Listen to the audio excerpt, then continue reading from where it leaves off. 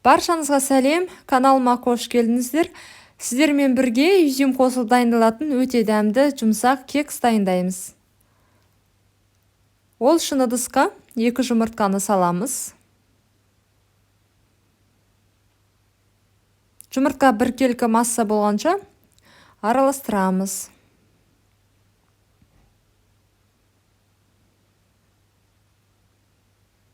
Содан кейін 100 грамм қант саламыз.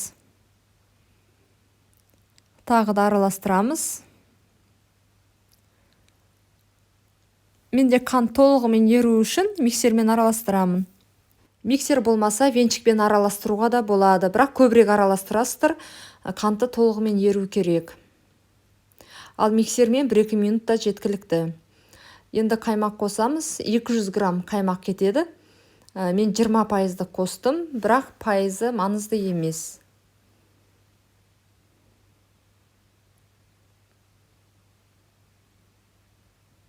Және ерітілген 30 грамм сары май және 30 грамм сұйық май қосамыз.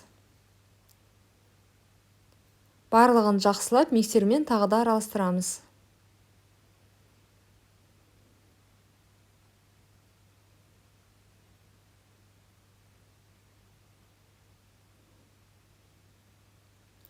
Грамм ванильді қант қосамыз. Тағы да аздап араластырамыз.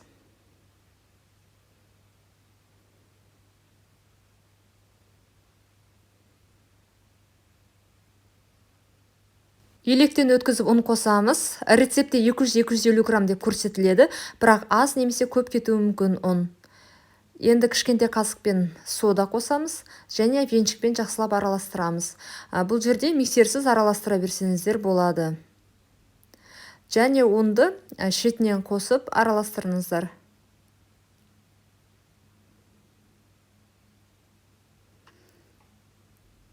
Жақсылап араластырамыз. Қатты сұйық болмайды, массасы осындай қою болып шығу керек. Және мен 50 грамм изюм қостым. Негізде изюмді қоспасаңыздар да болады, мен дәміне қарай аз ғана қостым, себебі тәтті болып кетеді қатты. Жақсылап араластырамыз. Кекстің қамыры дайын. Енді кексті пісіруге арналған силиконды формаларға саламын. Әр формаға менде 1,5 үлкен қасық қамыр кетеді. Егер сіздерде темірден немесе қағаздан формалар болса, кекс пісіруге арналған, сол формаларға да пісірсеңіз болады, ешқандай айырмашылық жоқ.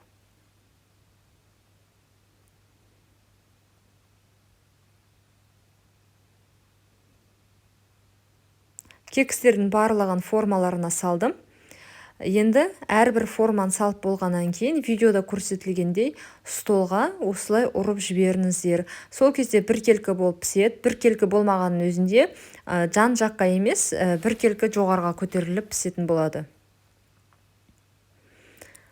Қамырын салғаннан кейін бірден пісірмеңіздер, осылай столға ұрып жібергені дұрыс. Барлық кекстердің формаларын столға ұрып шықтым. Енді духовкада 180 градуста 20-25 минут пісіремін. Кекстер пісті, толық суғанша қойып қоямын.